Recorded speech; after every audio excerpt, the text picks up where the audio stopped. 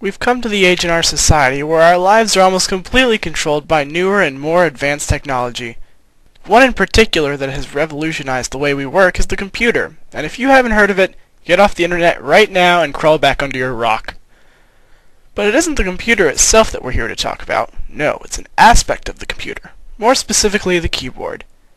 Have you ever looked at that seemingly random set of keys and wonder why it looks like that? Why isn't it alphabetical? Is it efficient? That's what we're going to find out on this episode of Stuff You've Probably Wondered with Captain McMuffin. Okay, so unless you were born at any time after the 90s, you probably know that before the computer, there was the humble typewriter. Like the television, the typewriter didn't have a specific date it was invented.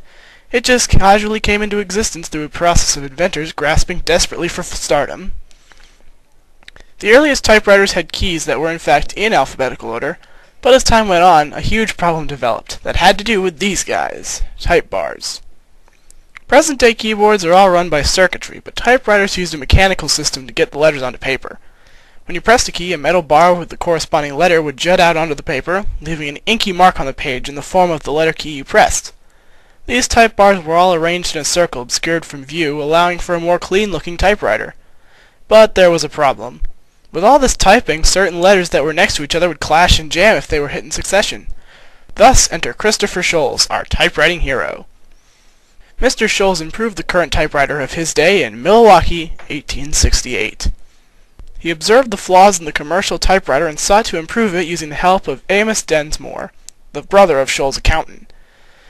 They went on a linguistic adventure, seeking out the most common letter pairs used in English, and the result was the QWERTY keyboard.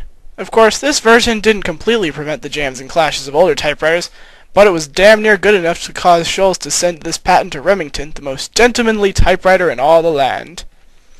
In 1878, Remington released Sholes' model to the world, and just as he and Densmore hoped, their typewriter received very few complaints from the public.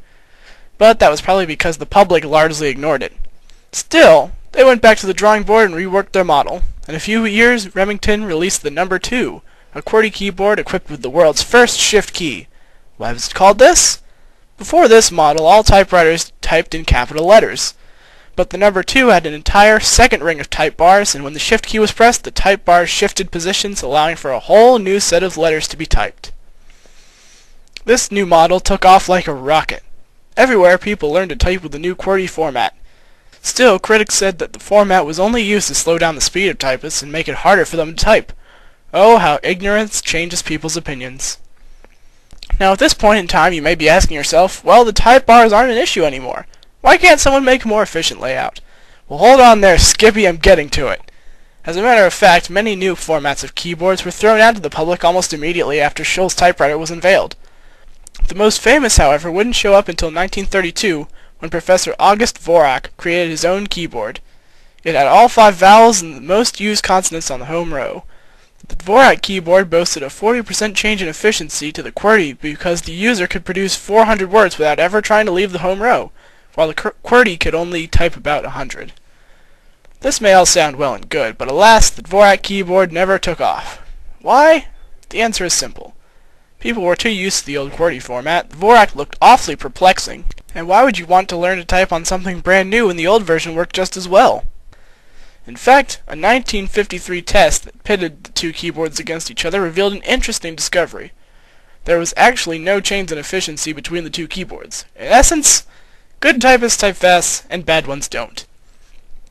So that about wraps up the story of the QWERTY keyboard, and its supreme reign on keyboards everywhere.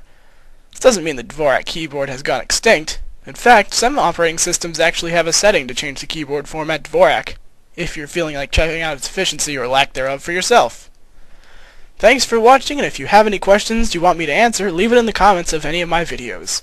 I'm Captain McMuffin, and I'll see you next time on Stuff You've Probably Wondered.